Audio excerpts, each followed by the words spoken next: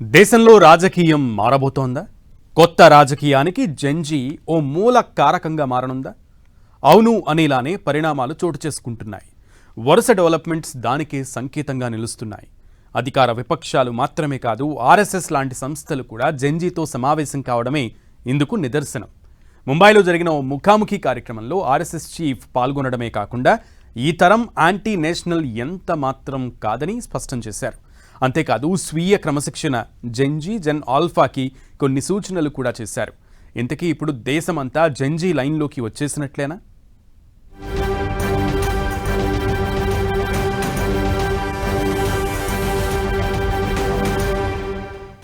జెండా ఏదైనా జెన్జీ జపం, ప్రతి పార్టీ జెన్జీ నామస్మరణ, దేశమంతా జెన్జీ రీసౌండ్.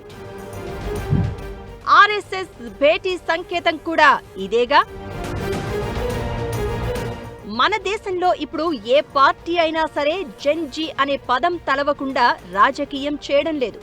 జెన్జీ ఉనికిని నువ్వు అంగీకరించు, వ్యతిరేకించు, కానీ గుర్తించక తప్పదు అనేలానే పరిస్థితి తయారైంది. ఇందులో సందేహమే లేదు. ముందు జెన్జీ అనగానే అలాంటి మూమెంట్ మన దేశంలో రాదనే ఎక్కువ మంది అనుకున్నారు. కానీ ఒక్క 10 రోజుల్లోనే పరిస్థితంతా మారిపోయింది. ఇప్పుడు రాష్ట్రీయ సేవక్ సంఘ్ కూడా ఈ తరం మాటలను వినడానికి సిద్ధమైంది. అందులో భాగంగానే ముంబైలో RSS chief Mohan Bhagwat Gen Z alpha తరంతో మాటామంతి ఏర్పాటైంది. ప్రపంచాన్ని ఏకం చేయడంలో యువత పాత్ర, భారతీయ విధానం అనే అంశంపై భగవత్ ప్రసంగం ఉండగా 100కు పైగా నగరాల నుండి 2000 మందికి పైగా పాఠశాల, కళాశాల విద్యార్థులు హాజరయ్యారు.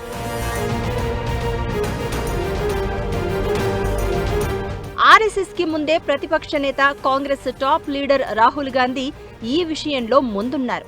నీట్ పేపర్ లీక్ అయిన తర్వాత జంతర్ మంతర్ దగ్గర ధర్నాలోనూ ఈ యువతరానికి తమ మద్దతుందని ప్రకటించారు. కాంగ్రెస్ పార్టీ అగ్రనేతగా ఆయన ఇందులో రాజకీయం చూసి ఉండొచ్చు. కానీ కాంగ్రెస్ జనరేషన్ జెడ్ లేదంటే కాక్రోచ్ జనతా పార్టీకి సన్నిహితంగా మెలగడంతోనే ఆ పార్టీ యువతరానికి ప్రాధాన్యత ఇస్తుందనే సంకేతాలు పంపినట్లయింది. దీన్ని గ్రహించే ప్రధానమంత్రి మోదీ కూడా తన వీడియోలలో యువతరం ఆశలను, ఆకాంక్షలను తమ పార్టీ, ప్రభుత్వం అర్థం చేసుకుంటుందని పదే పదే చెప్పారు. అయితే ఈ క్రమంలో ఆందోళనకారులపై లాఠీచార్జ్ కేసుల విషయం ప్రభుత్వానికి సమస్యలుగా పరిణమించాయి. మరోవైపు జెన్జీకి పర్యాయంగా మారిన కాక్రోచ్ జనతా పార్టీ ఇతర రాష్ట్రాలలోని సమస్యలపైన తమ పోరాటం ఉంటుందంటున్నారు.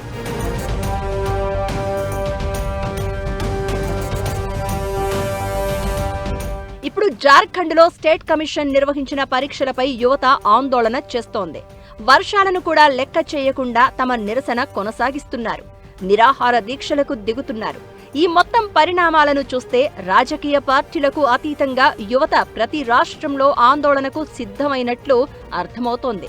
వీరి ఆందోళనలో రాజకీయ పార్టీలు చొరబడకుండా జాగ్రత్తలు తీసుకోవడమే ఈ తరం తెలివికి నిదర్శనం. కొన్ని చోట్ల వారి లక్ష్యాలు సిద్ధించకపోయినా తరం మారిందనే సంగతి మాత్రం ఇప్పుడు స్పష్టంగా తెలుస్తోంది. ఇది తెలిసింది కాబట్టే ధర్మేంద్ర ప్రధాన్ రాజీనామాకు ముందే ఆర్ఎస్ఎస్ నుంచి విద్యార్థుల ఆందోళన వాణిని వినాల్సిన అవసరం ఉందనే ప్రకటన వచ్చింది. దానికి కొనసాగింపుగానే ముంబైలోని international movement to United nations కార్యక్రమాన్ని చూడాల్సి ఉంది. ఇది 15 ఏళ్లుగా సాగుతున్న కార్యక్రమమే అయినా దానికి ఆర్ఎస్ఎస్ చీఫ్ దిశానిర్దేశం చేయడం మాత్రం ఇదే మొదటిసారి. అందులోనూ జెన్ జెడ్ ఆల్ఫా తరాలతో ముఖాముఖి పేరిట ఇది జరగడం అత్యంత ప్రాధాన్యత కలిగినది. ఒక్క ఆర్ఎస్ఎస్ మాత్రమే కాదు, ప్రతి రాష్ట్రంలో జనరేషన్ జెడ్ తాలూకు నినాదం మారుమోగుతోంది. మన ఏపీ, తెలంగాణలోనూ ప్రతి రాజకీయ పార్టీ ఈ జపమే చేస్తోంది. ఎవరికి వారే తామే ఈ జెన్జీ తరం ఆకాంక్షలను గుర్తిస్తున్నట్లుగా ప్రచారం చేసుకుంటున్నాయి. అయితే వాస్తవం ఏంటంటే ఈ జెన్జీ అనేది కేవలం వయసుకు సంబంధించినది మాత్రమే కాదు, అది ప్రస్తుతం ఏ రాజకీయ పార్టీలోనూ ఇమడని తరం. సమస్యలను గుర్తించకపోతే ఆందోళనకు దిగే తరమే తప్ప వారిని రాజకీయంగా వాడుకుంటామంటే తలలు ఊపే రకం కాదని గుర్తించాలి.